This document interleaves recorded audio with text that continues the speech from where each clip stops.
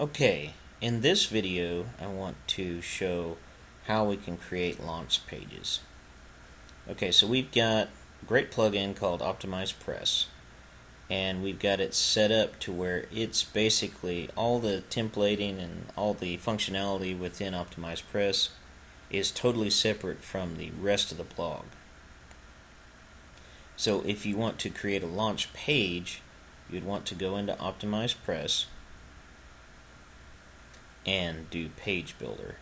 Now I'm going to start with content that's already created. Once you actually create pages, they get loaded into the default area in WordPress for pages.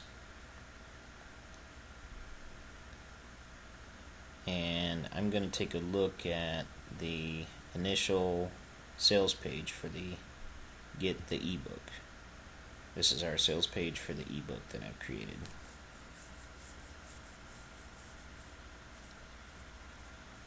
Now you'll notice when it loads that you don't have your standard WordPress WYSIWYG. Optimizepress kind of takes over from there, and so you've got this live editor. So we're going to launch that.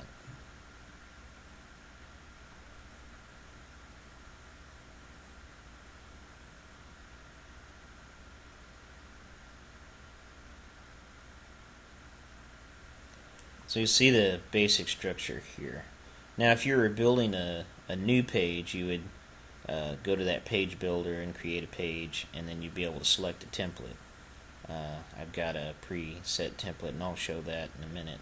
But here I've loaded it up, and you've got the basic structure. So you've got this concept of a row in Optimizepress, and then you've got the concept of elements within a row.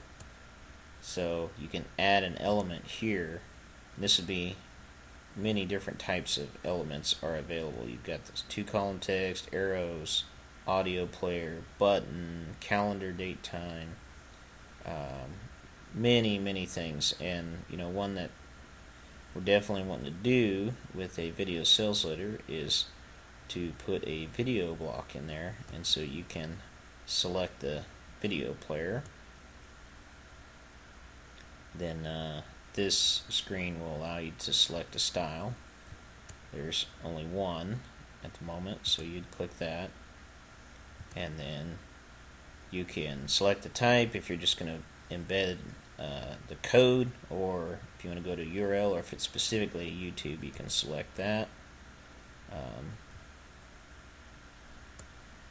Let's say it's YouTube, then you just put in the YouTube video URL. You could customize the dimensions if you want.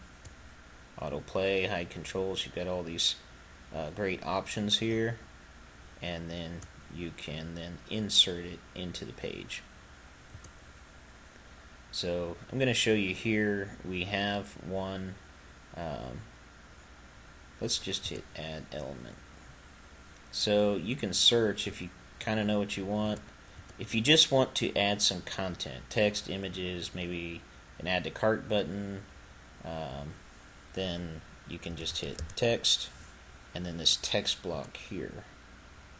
So then we're going to choose the text block style. That's your default style, and then you get basic WordPress style WYSIWYG. You can add media, text and images. I'll just put something in here for test, then scroll down and insert.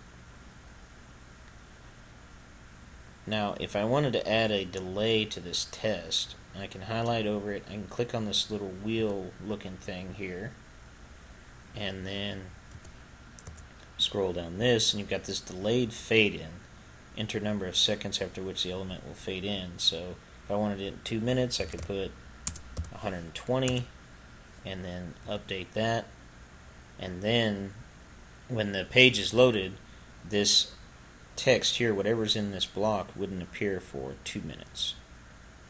So I'm going to take that off.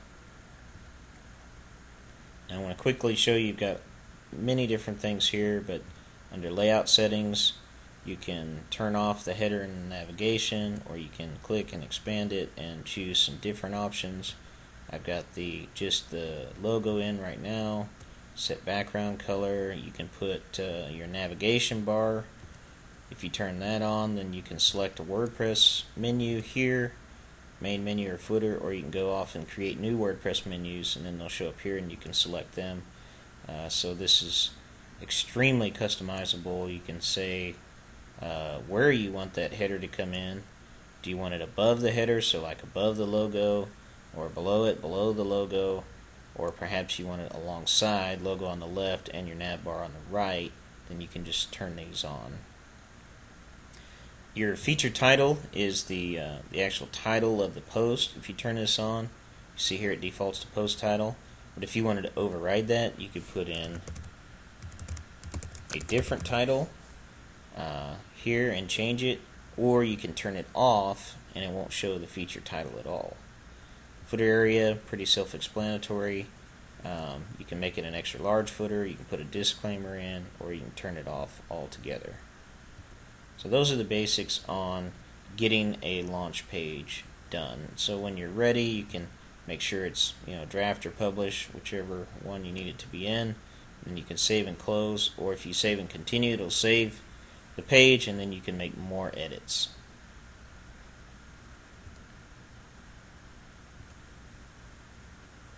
Alright, let's real quickly go to our page builder here if we wanted to create a new page.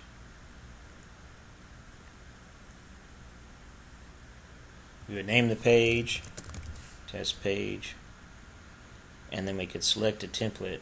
Now I've created a It's All About Women template, and I've called it Launch Flat Template. So if you want that one, you can select it, and then when you proceed to step 2, it'll take you right into editing the page.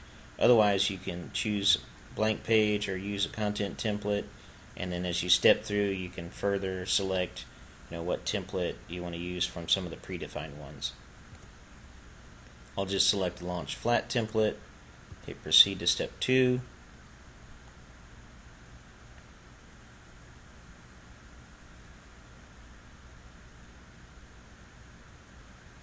and that gets us right back into where we were before, where we can set up all the options that we want for a page. Alright, that's it for this video.